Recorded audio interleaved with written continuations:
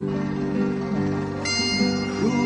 is the snow that sweeps Glen Coe and covers the grave O'Donnell, and cruel was the foe that raped Glen Coe and murdered the house O'Donnell.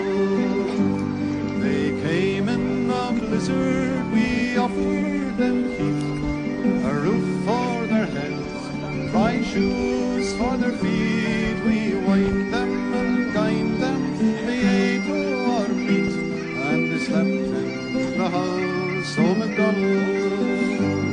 Oh, cruel is the snow that sweeps Glen Coe and covers the grave O'Donnell, and cruel was the foe that raped Glen Coe and murdered the house o' MacDonald. They came from Fort William with murder in mind. The Campbell had orders, King William had signed. It all to the sword, these words underlined, and leave none alive called MacDonald. Oh, cruel is the snow that sweeps Glen Coe and covers the grave O'Donnell, and cruel was the foe that raped Glen Coe and murdered the house O'Donnell. They came in the night when the men were asleep, this band o' Argyles, through snow soft and deep, like murdering foxes among helpless sheep. They slaughtered the house o' MacDonald. Oh, cruel is the snow that sweeps Glen Coe and covers the grave O'Donnell, and cruel is the foe that raped Glen Coe and murdered the house o' MacDonald. Some died in their beds at the hand of the foe, some fled in the night, were lost in the snow, some lived to accuse him, was struck the first blow, but gone was the house o' MacDonald. Oh, cruel is the snow that sweeps Glen Coe and covers the grave O'Donnell, and cruel was the foe that raped Glen Coe and murdered the house o' MacDonald.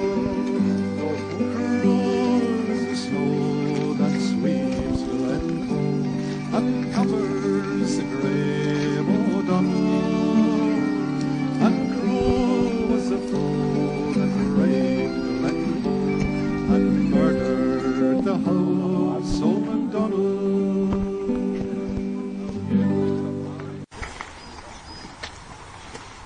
Fellow Scots, I bring you greetings from the other Celtic nations who know that we're here today, namely Ireland, Kernow, Cymru, Eire. So you've got Scotland, England, you've got Scotland, Ireland, Brittany, the Cornish or Kernow, and Wales. And Brittany is, of course, the only one that's not on this conglomerate of islands.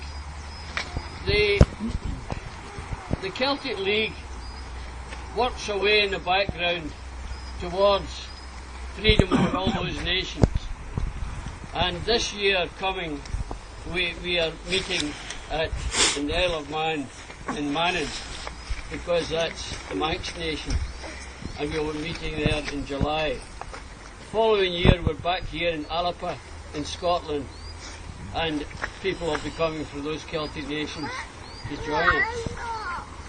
We all know why we're here today, because of this infamous thing that happened here in 1692. Now, there were many massacres, many disgraceful things, and especially horrific things that happened during the Highland clearances.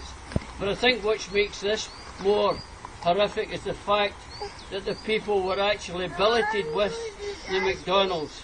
They were actually there as guests, and the people treated them with hospitality. And the troops themselves could not stomach this. Well, the result is that the actual massacre was to a certain extent unsuccessful, because there were only 38 or so people actually killed in the massacre. And most of them died trying to go over those horrible mountains in the middle of a blizzard. But the soldiers did tip them off. And don't get the idea that these soldiers were all Campbells. They had different names. And there was Campbell was the leader. But the sort of fairy tale stuff we get in school is it was to get the Campbells against the McDonald's. Because this is the British state's idea of getting a divide and rule between people. Dividing the Campbells against the McDonald's.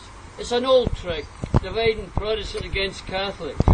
Meanwhile, most of the people that were massacred weren't Catholics anyway, they were Episcopal Church people. Lies that you get in school. This is what annoys me. When I was a kid in school, the lies that I got, the propaganda that was given you was something unbelievable. I was taught that Bonnie Prince Charlie died a drunkard in Italy with no kids. Well, go to any Burns book, take it out, open it up, and read The Bonnie Lass of Albany. That was Burns's poem to Bonnie Prince Charlie's daughter. He had a son and a daughter, and the family went on and are still in exile. The point is that we get lie after lie after lie.